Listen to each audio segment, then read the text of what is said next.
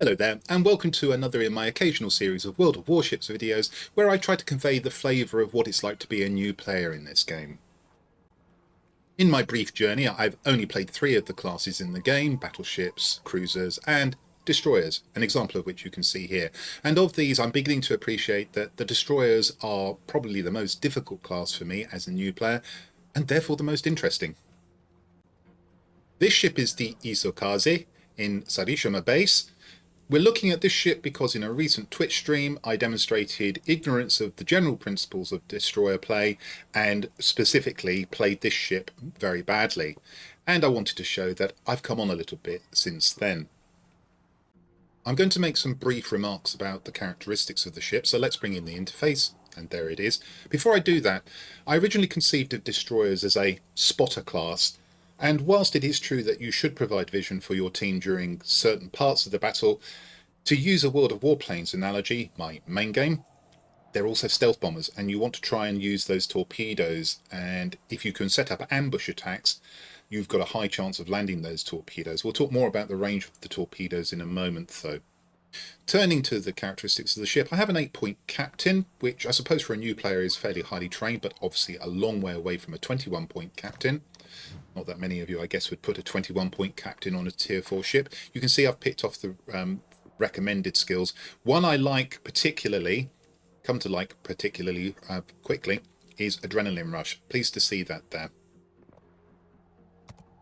If we look at the characteristics of the ship, the armour layout, my interpretation of that is no armour, don't get shot.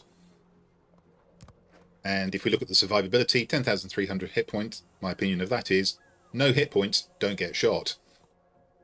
Therefore, you will not be surprised to learn that although these 120mm I find quite useful, this isn't the idea of this ship, to get up and use those guns, unless, of course, you find yourself in a dogfight with another destroyer, which will happen from time to time.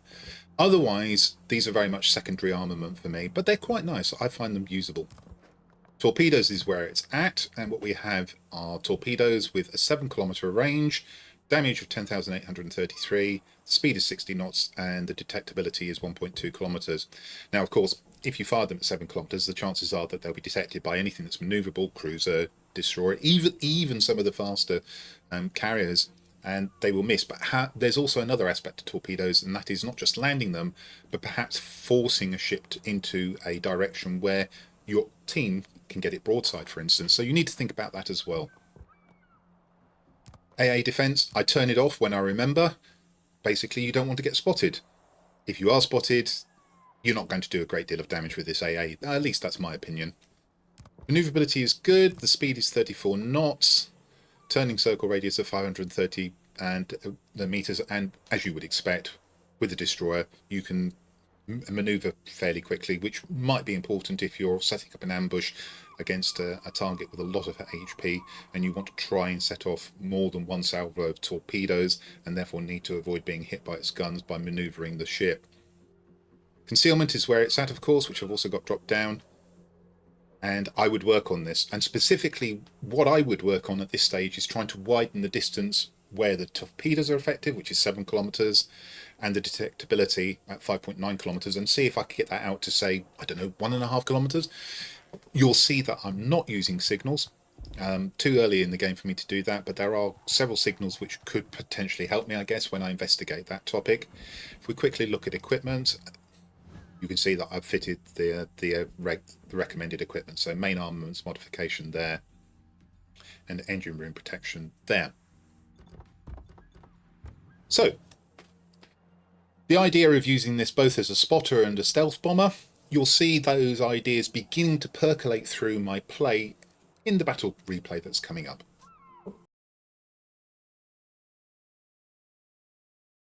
Before we go into the engagement, let's look at the order of battle. It's all tier 4, it's on the ring map, it's a standard battle. My team has a Lettuce carrier, a Rhine carrier, the slow-moving Wyoming battleship, cruiser, an Almirante Severa, and then myself in the destroyer, the Isokaze. On the enemy team, they also have a carrier, this time the American one, the Langley, a Lettuce again, a difficult battleship, the Moltke, which I find to be tricky because it's very easy to hit. It's very big, and it has to be up close to really effectively engage, which is a bit of a problem in today's warships, I believe. And if we look down the line, we see a Phoenix, which I understand to be a strong tier 4 cruiser. And then finally, they also have a Clemson, or as I've heard it referred to, the Clubson. So I don't really know who has the advantage here. My amateur eye suggests that the enemy team has slightly better ships, potentially. But let's see how the battle develops. Action stations. As we go into battle, you'll see me look around to see what I have with me. So first to port, once I've managed to figure out my fingers. And there's the Almirante Severa, human player. Look to starboard, and we have the bot Cordoba, and then in the far distance the Rhine. And here I'm going to head towards the island and then swing to port, try and provide some vision for the team. Of course, lots of the initial spotting is going to be done by aircraft from 2 aircraft carriers, but I may be able to keep things in sight. The Almirante Severa is off up to the north-east islands in the top corner, or so it would appear to me. At least that's his initial route. I'm keeping an eye on the aircraft from one of the enemy aircraft carriers already, which is in front of me. I've got my AA off at the moment. There's not much I can do. I could try and avoid, but I don't want to go to starboard. I want to go to port anyway. I'm going to get detected here, I'm fairly sure, and indeed I am. And at that point, I switch on the AA. A little bit slowly, perhaps. And then I look to see if I can set a priority sector for the AA, which is something I've learned recently, and I'm probably not setting very well. So here we are, we've reached the island. Now we're going to execute the turn to port. And previously I would have probably sailed on, and I would have got myself in trouble. And in some circumstances it would be right to sail on. If you have a gap in the enemy lines, it's possible, for instance, that you might be able to get behind them and in fact even take out the aircraft carriers. That's not going to happen on this occasion. There's too many ships in front of me. Not only have I spotted the 2 cruisers, I've also spotted that a Clemson is coming through. Of course, at this moment I don't know whether it's the human one or the bot one, so I'm looking to establish that. And here you can see discretion is the better part of valor. I have actually turned away. Now I've no confidence those torpedoes are going to hit. I should think that the Clemson, which does turn out to be the bot, will probably maneuver long before those torpedoes hit. In any case, they were right at the extremity of the range. However, they might provide a little bit of nuisance value, make the Clemson move in a way that isn't suitable. We're just going to speed up here, and I'll tell you why. I take several shots at this Clemson and quickly realise that my lead in this ship at distance is awful. I won't speed up anymore, but you can see I'm behind there. It's shooting at me, but it's a bot. Fortunately, it's not on target. Behind there as well. Then it begins to manoeuvre, and that makes it even more tricky. Better lead there, but unfortunately the shots spread out so that they went either side of the ship. Managed to land one there, which is my first damage in the game. Defend the sector. I keep unsuccessfully shooting at this. There's some woeful shots coming up. And basically I've learned that probably shooting at destroyers at distance with this destroyer is not very easy, and probably not something I should be doing. There's nothing else for me to do at the moment though, so I may as well. However, now we're going to go back to normal speed. The Clemson is destroyed by something else. I set off torpedoes as we have a bot Cordoba coming towards us. He's going to eat that torpedo. And I'm going to predict that as a bot he'll just keep moving straight forward. I can also shoot at him, and this is much easier for me. I begin to land some damage. You'll see later in the game that I'm not quite so unsophisticated with the torpedoes. We'll talk about that when we come to it. And I get a couple of citadels with him, with my HE. That's rather unexpected and very pleasant. Continue to hit him with the HE. I'm looking on the mini-map all the time. One of the torpedoes lands, which surprised me and causes flooding. Result. Continue to pile in damage with the guns. It's nearly finished. I think I can finish with the guns. I've got nothing else to worry me at the moment. Torpedoes to port. Looking to see where the torpedoes are. Finish off the Cordoba. Swing port to avoid the torpedoes. And I'm happy with that engagement. And now we have a Karlsruhe potentially, but no. I fire off torpedoes before I realise that what I can see in front of me is in fact a sinking ship, and the Karlsruhe is well behind the island. So that was a waste of torpedoes, so I stopped firing. Need to avoid my carrier here, so swing to port.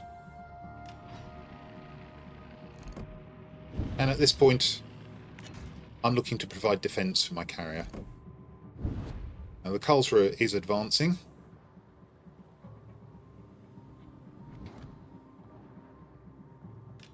Size it up. It's on low health, and it's also at the extreme of my torpedo range again.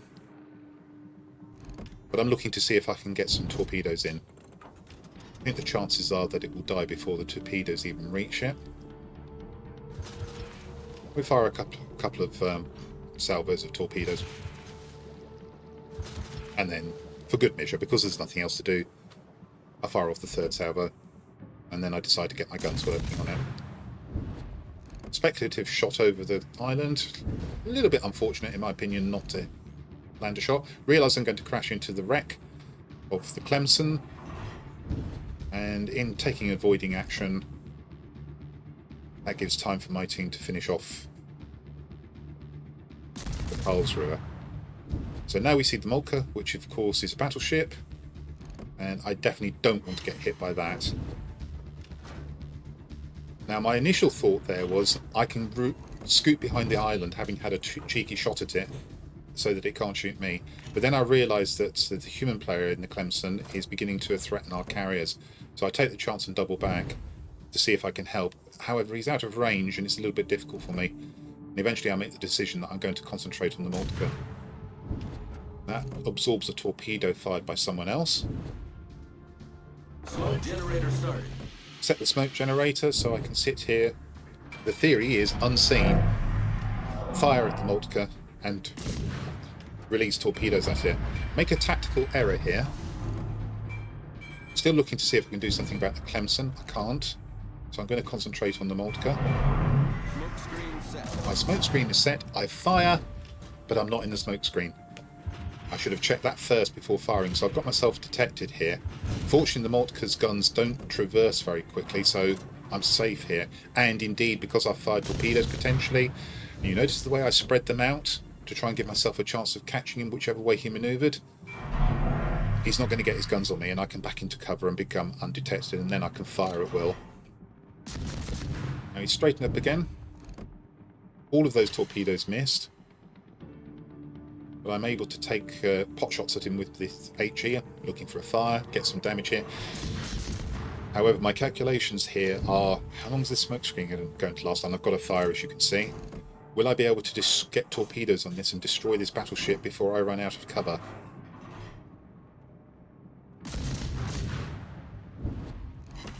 Or will he get within the 2-kilometre detection range, which he's getting close to? So I fired torpedoes here.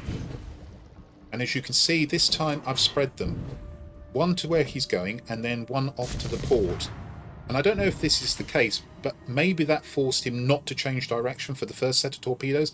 That conveniently means he runs into the island. He's a sitting duck, and I kill him with those first set of torpedoes. And it's just as well I did, because that's the point at which my smoke screen dissipates, and his secondaries, as you saw, had just begun to open up on me, so I took some damage there. So we're going to speed up a bit now because there's a long piece of sailing that I need to do before we've got anything interesting to do. Now, before that engagement, we were, I think, 5 ships to 4 down, but we've actually knocked out 3 ships. The Clemson, which was dealt with by someone else. I've dealt with the Moltke, and another ship has gone down. So we'll go back to our normal speed here. We can see that the Comsom Letters has actually advanced a long way down the 10 line, and my thinking here is I need to try and provide vision for my team and potentially deliver an ambush using these islands that are off to the starboard. So let's just speed up again. Of course, I'm keeping an eye out for being detected by planes. And it's not actually me who's doing the spotting, it's the planes from my carriers. So let's just slow down here. Let's get this re-engaged and spotted. And what I'm going to try to do here is try and fire my torpedoes at a range where I don't get detected. So between that 5.9 kilometers and the 7 kilometers of the torpedo. So again, the comsom letters comes into vision. I've been detected. Need to react more quickly here. I should turn on my AA, which I do now, and then I turn it off again because I'm fat-fingered. I'm getting a tiny bit of damage with the AA, and then I ignore that. So I'm no longer detected. I'm sailing along to try and set up this ambush, potentially. And then I realise that I can get cover behind the island, so I have a cheeky shot. Even though that would have got me detected, I then go invisible again because I've got behind the island, and I get some damage out of that, so pretty good shot. So I'll swing around the island. I'm going to try and use it for cover as long as possible, which is why I'm swinging to port to try and stay behind it. In fact, the carrier's advanced so far that I'm not going to get any cover from the island. Nevertheless, I continue to head towards it for as long as I can. Gives me options in case I need to dive off port. Probably not against this ship, but had it been a cruiser, for instance, I might have wanted to hide myself, and now I'm beginning to size up where I can fire the torpedoes. Now that, to me, looks as if that's going to hit the beachhead there. But at the same time, I can see he's turning because gradually the predicted track is coming in the port. And as you can see, I'm not releasing all of the torpedoes down the predicted track. Seems fairly obvious to experienced players who are watching this video. It's not so obvious to a newer player. So what I've tried to do there is try to force him to turn away from the first set of torpedoes, and with a bit of luck, considering he's got to head away from the land and the side of the map, he'll turn into the second or third set of torpedoes. That's the thinking, anyway.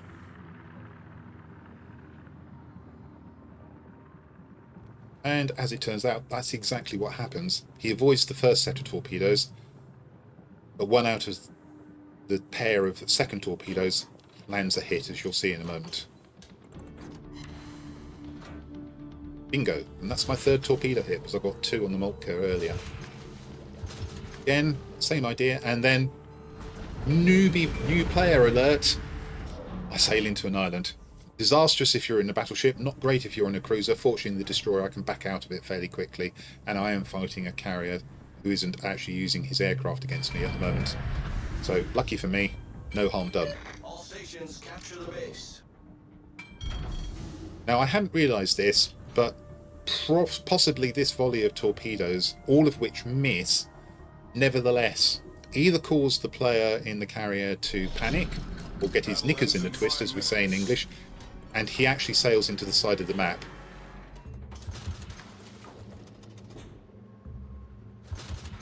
So I now fire off more torpedoes, and then realise that he's stuck on the side of the map. I hadn't realised when I fired those torpedoes as it happened. I can use the guns, I carefully aim, and deliver a fantastic miss. Because I still haven't realised he's not moving. So I aimed behind him, and he wasn't actually moving. Now I can aim a little bit better, somewhere near the centre of the ship. These should land. Maybe I'll get a fire and finish him off. No such luck, but he's down to 280 hit points. It's a race between me reloading, 12-second reload,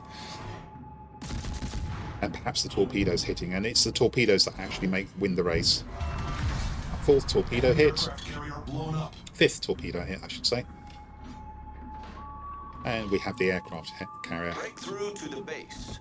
So we know where the Langley was last detected, so I'm going to head towards the base and try and provide some visibility. So we'll speed this up.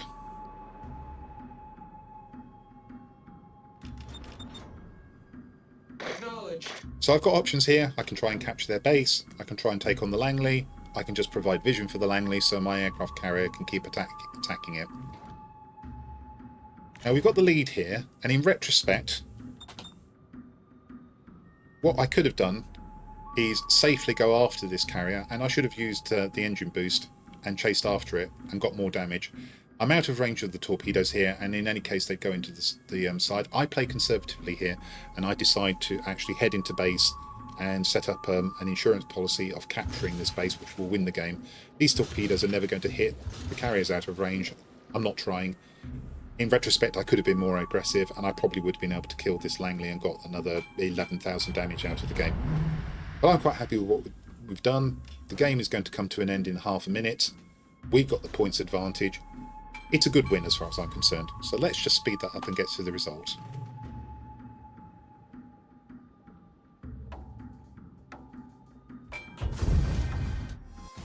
And there we have it. Let's just go through the pages. An agreeable number of ribbons there. I'm pleased with that. And this was the first game in which a destroyer where I felt like I'd actually played intelligently and had a good impact on the battle.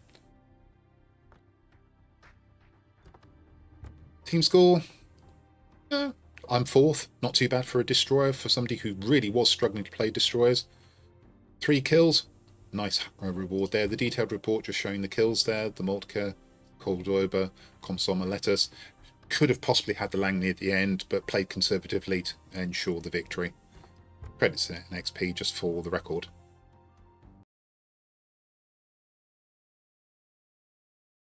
There you have it. A 40,000 damage game in the Isokaze, which is above average for the Isokaze and by my standards is an excellent game.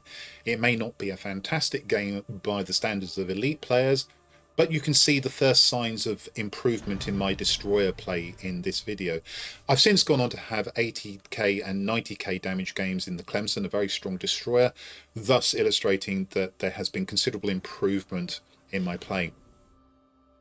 Well, I hope you enjoyed that, and that if you did, you'll come and see my future content. But until then, this is the Noble Q signing off.